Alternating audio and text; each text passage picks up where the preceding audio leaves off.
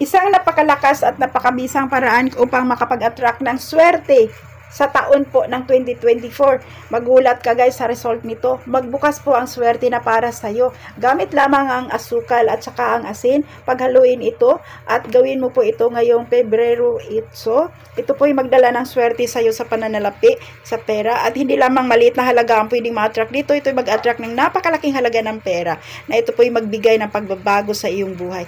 Kaya guys, kung gusto mo malaman ito, panoorin niyo po ang video na ito hanggang sa dulo po.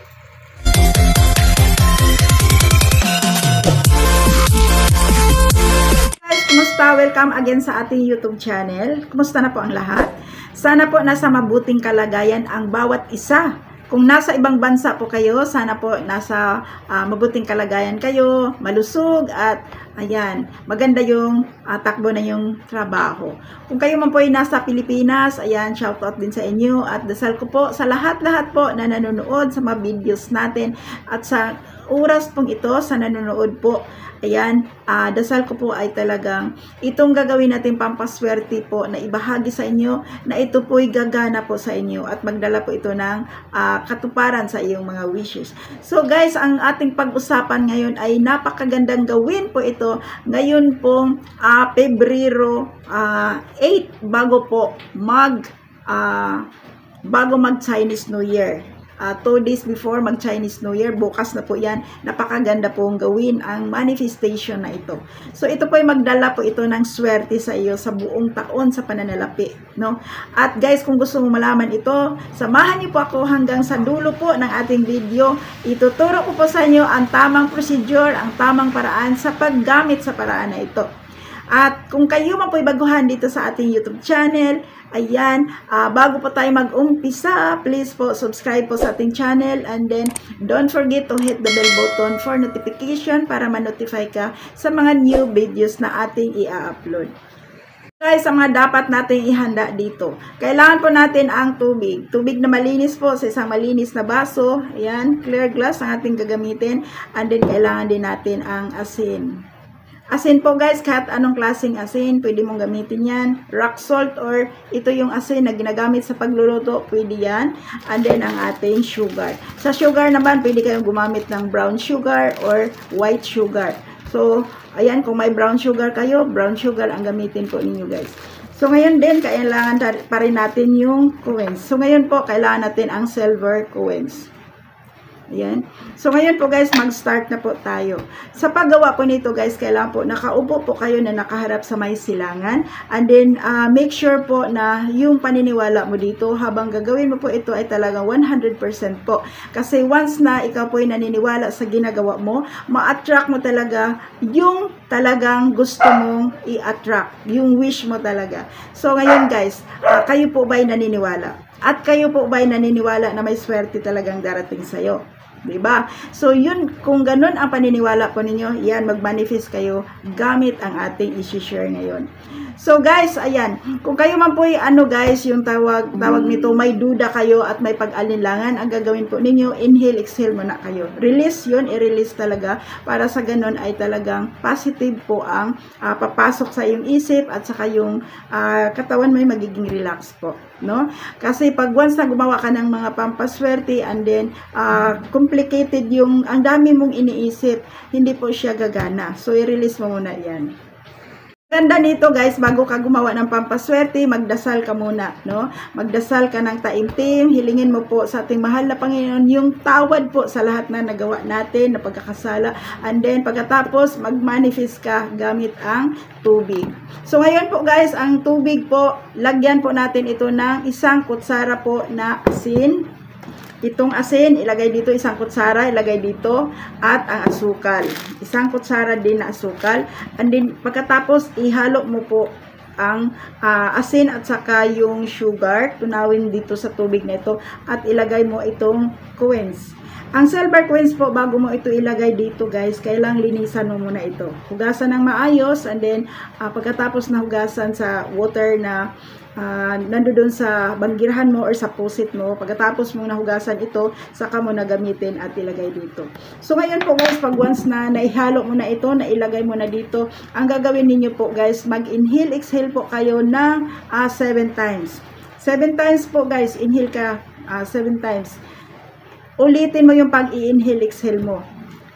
Hinga ng malalim, release. Hinga ng malalim, release. 7 times po.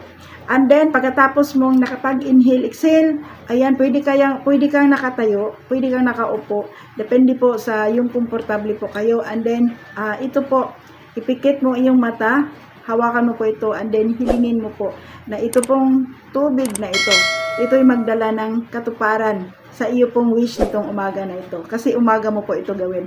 Gawin ito sa araw po ng yung sa ngayon pong Huwebes, no? Huwebes po ito bago po mag Chinese New Year. Hilingin mo po sa pamamagitan nito dadaloy ang swerte sa iyo. Ang number 8 po guys, swerte po 'yan sa pananalapi. Swerte po 'yan walang humpay po. So ayan. So pagkatapos mong nag-wish guys, huwag kalimutan talaga yung I claim it sa bandang huli. Pagkatapos mong nakapag-wish, no? Pagkatapos mong nagawa ang iyong kahilingan, ang gagawin ninyo po dito sa tubig, guys, ayan, ito po yung panghuli mong ipampahid. Pagkatapos mong maligo, ito po yun. And then, habang pinapahid mo po ito mula sa iyong mukha, ang tubig na yan, ayan, basa mo siya dito. Pero guys, after mo nang nakaligo, no? After nang naligo ka, nakapag-shampoo ka na, bagasano ito yung pang-finishing, pang-last mo na ibanlaw. And then, pagkasyahin mo lamang ito guys na maano yung mula ulo mo hanggang sa mga braso, hanggang sa mga paa mo. And then habang pinupunas mo po itong tubig na ito, continue po ang iyong manifestation. Mag-wish ka na at talagang kakapit sa iyo ang swerte nitong taon ng 2024. Bubuhos sa iyo yung swerte talaga, yung pagbabago ng buhay. Hilingin mo po guys, huwag kang magdalawang isip na humiling, no? Ang wish mo po, kailangan po talaga 100% yung believe mo doon. Kung ano yung hilingin mo.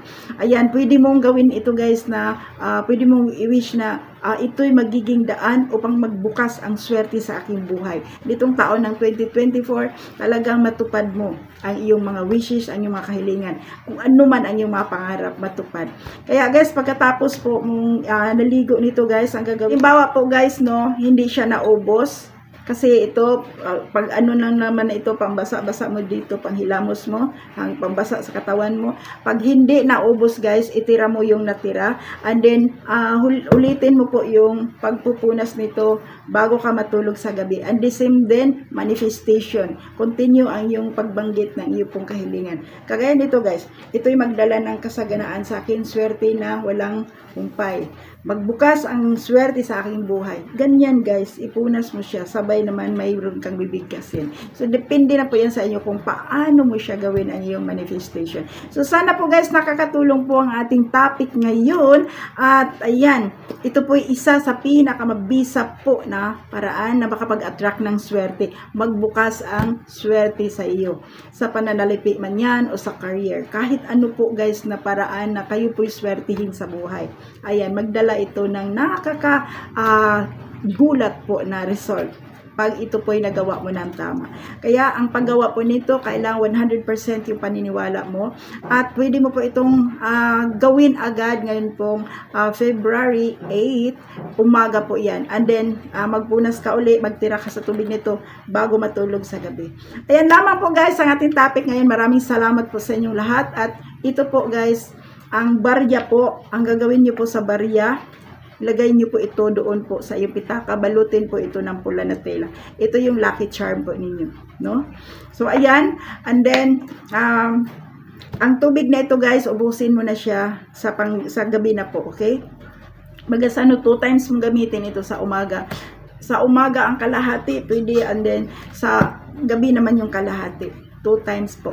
So, ayan lamang po guys ang ating topic ulit. Ayan, sana po makatulong.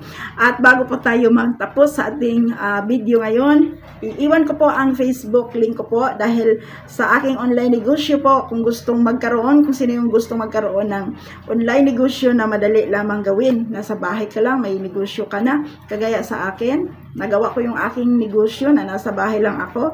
Yung upuan ko dito lang din ako nagtatransact ng mga business, mga inquiries, sinasagot ko yan dito lamang. And then, ang kagandahan pa sa ating negosyo guys, ang laki po ng market natin at talagang buong mundo po, no? 240 countries po ang pwede mong i-market ang ating business. Ito po. So guys, if you are interested, i-message niyo ako, i-private message niyo ako. Ang link iiwan ko dito sa description. And then, mag-usap po tayo. Thank you so much guys. At lagi po kayong mag-ingat. Don't forget to share this video to your family and friends. Subscribe na rin po kung hindi pa po kayo nakapag-subscribe. And then, hit the bell button for notification para ma-notify ka sa next nating mga videos. Thank you so much and see you for the next one. I love you all. Bye!